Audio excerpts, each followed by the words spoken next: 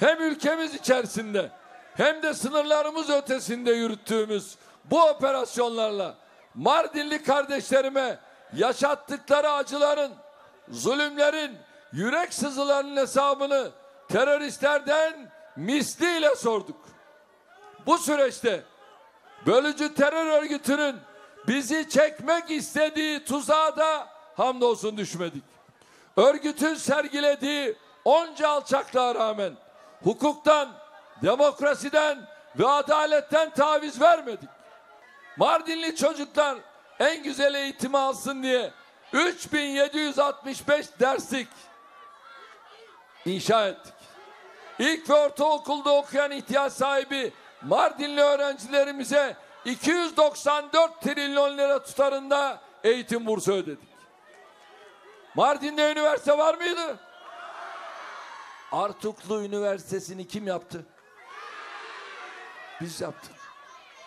Üniversitemizin bugün 8400 öğrencisi, yaşayan diller enstitüsü, Kürt Dili ve Edebiyatı bölümü, Süryani Dili ve Edebiyatı bölümüyle medeniyetimizin birikimlerini genç kuşaklara aktarıyoruz. Mardin'e gelen üniversite öğrencilerimiz sıkıntı yaşamasın diye 2544 kişilik yüksek öğrenim yurt binaları yaptık. Sağlıkta merkeze yaptığımız 300 yataklı ve 150 yataklı 2 hastaneyle, 200 yataklı Kızıltepe Devlet Hastanesi ile, 150'şer yataklı Midyat ve Nusaybin Devlet Hastanesi ile birlikte Mardin'e toplam 14 adet hastane yaptık. Mardin'e yaptığımız toplam sağlık tesisi sayısını biliyor musunuz? 34. 29 adet sağlık tesisimizin ise ihale, proje ve arsa çalışmaları devam ediyor. İhtiyaç sahibi vatandaşlarımıza, şehit yakınlarımıza, gazilerimize, engellilerimize, yaşlılarımıza, değerli kardeşlerim, 3 katrilyonu aşkın kaynak aktardık. TOKİ kanalıyla Mardin'de son 16 yılda 8781 konut projesini hayata geçirdik. Mardin'in bölünmüş yol uzunluğunu 264 kilometreye çıkardık. Bunları biz yaptık.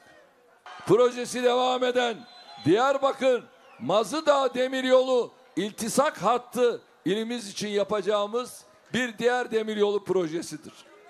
Mardin Lojistik Merkezimizin birinci etabını tamamlayıp işletmeye açtık. İkinci etabının ise uygulama proje çalışmaları devam ediyor. Mardin Havalimanı'na 3 milyon yolcu kapasiteli yeni bir terminal binası yaparak havalimanımızı büyütüp modernize ettik. Nereden nereye? Kim derdi ki 3 milyon yolcu kapasitesine çıkacak? Ilısu Barajı ve HES projemizde hasretle beklenen sona yaklaştık. 8,5 milyar lira maliyeti olan, yani 8,5 katrilyon, 2 haftaya kadar su tutma çalışmalarına başlayacak. Bir diğer önemli projemiz ise Şanlıurfa Mardin arasında inşa ettiğimiz ülkemizin en uzun suni nehri olan ana kanaldır. Bu proje ile Mardin ve Şanlıurfa'da mümbit topraklar su ile buluşacak. Mardin tarafında toplam 1,3 milyon dekar arazi bu ana kanal sayesinde sulanacak. Mardin'deki 460 bin dekardan fazla araziyi sulayacak şebekelerin inşaatı devam ediyor. Beyaz su kaynağından aldığımız suyu Mardin şehir merkezine, Kızıltepe, Ömerli, Yeşilli, Nusaybin ilçelerine ve civar köylere ileterek buraların 2040 yılına kadar olan içme ve kullanma suyu ihtiyacını karşıladık. Aynı şekilde Midyat ve Dargeçi'de menba kalitesinde su götürmek için ishale hatları inşa ediyoruz. Mardinli çiftçilerimize toplam 2 katrilyon lira tarımsal destek verdik. Bay Kemal diyor ki çiftçiler ağlıyor.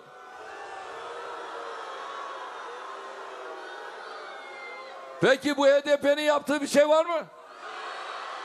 Herhangi bir yatırım var mı? Ya bunlara verilen oy haramdır ya. Haram haram. Bunlara haddini 24 Haziran'da bildirmeye hazır mıyız? Kardeşlerim, Mardin'de 4 ovamızı sit alanı olarak koruma altına aldık.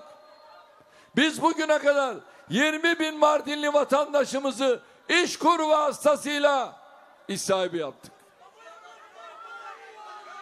Verdiğimiz 328 trilyon lira tutarındaki teşviklerle toplam 152.000 Mardinli işveren ve sigortalımıza destek sağladık.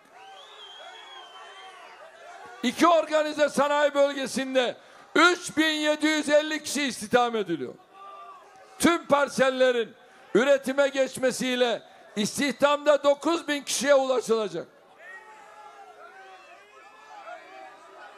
Terör örgütünün çukur eylemlerinin hoş geldiniz. Oteller kapandı. Ekonomi durma noktasına geldi. Bakınız bugün Mardin turizmi geçen yıla oranla %400 artış gösterdi. Nereden nereye? Yeni oteller açıldı. Varsa yine açın. Mardin turizmin merkezi ya. Burası tarih. Burası medeniyet. Burada ne istersen var. Yeter ki terör olmasın. Yeter ki terör olmasın. İnanın burası turizm noktasında patladı. Ve patlamaya devam edecek. Bu yılın ilk 5 ayında Mardin'e 1 milyondan fazla günübirlik turist geldi ya. Huzur ve güven ortamı ekonomiye, ticarete, günlük yaşama da yansıdı. Bölücü örgütün vesayeti kalktıkça şehrin dükkanları, sokakları, çarşı pazarlar yeniden canlandı. Ayrıca bölgenin en büyük gençlik merkezini Mardin'de inşa ettik. Bu merkez bizim Millet Kıraathanesi projemizin adeta Mardin'deki örneğidir.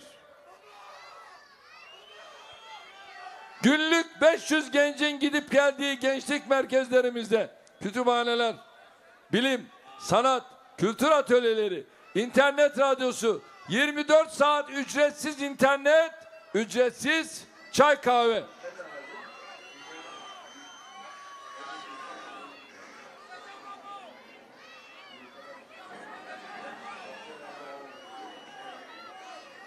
Böyle bir millet kıraathanesi Mardin'e yakışmaz mı? Ama ben kek diyorum, Bay Muharrem keklik anlıyor.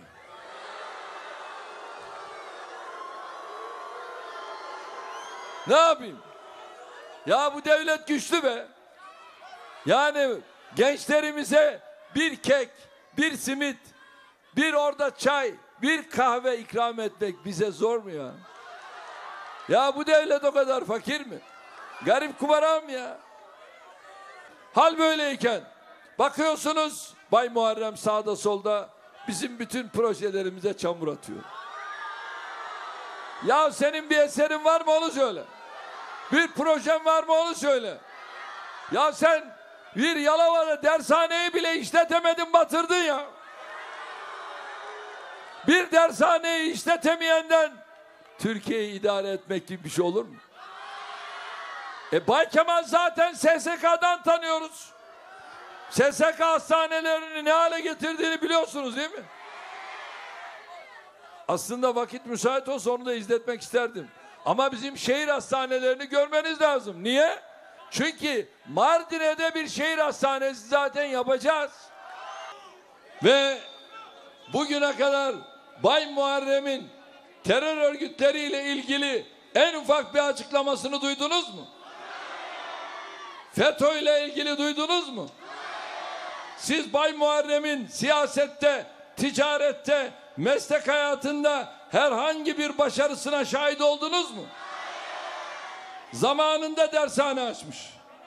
Yanında çalıştırdığı öğretmenlerin sigortasını dahi ödememiş. Bir özel dershaneyi dahi adam akıllı işletememiş, batırıp gitmiş. CHP Genel Başkanlığı'na aday olmuş. Orada da sıfır çekmiş. Meclisteki günleri ise tamamen yasaklar, baskılar, savunmakla bunları geçmiş. Kardeşlerim, eller 411'e kalktı, hatırlayın. Başörtülü kızlarımızın önünü Bay Kemal, Bay Muharrem altına imza attıkları, Anayasa Mahkemesi'ne götürdükleri evraklarla kesmediler mi? Benim başörtülü bacılarımın önünü bunlar kesmedi mi? Ya çıkıyor şimdi Bay Kemal utanmadan başörtü sorununu ben çözdüm diyor. Buna inanıyor musunuz? Ya sen neyi çözdün ya? Siz başörtü düşmanısınız ya. Sizin biz cemaziyel evvelinizi biliriz. Sizin geçmişiniz ne ki siz ne olacaksınız? Şimdi oy uğruna bol bol camilerde fotoğraf çektiriyor. Geçen günü sürçülisan etmiş diyelim. Ne dedi biliyor musunuz? Ben sık sık camiye gidemiyorum ama her gün cuma kılıyorum. Duydunuz mu bunu? Duydunuz değil mi? Ona göre 24 Haziran'da gereken dersi Osmanlı tokadıyla verin. Anlaşılan bu seçim maratonu Bay Muharrem'e pek yaramadı, yorgun düştü. Yorgunluktan olacak. Ve şimdiden araba hararet yaptı, motor su kaynattı. Kardeşlerim, daha 2 ay olmadan sıkıntı ortada. Yahu sen Elif'i görsen mertek sanarsın. Ne diyelim? Allah aklına fikrine mukayyet olsun.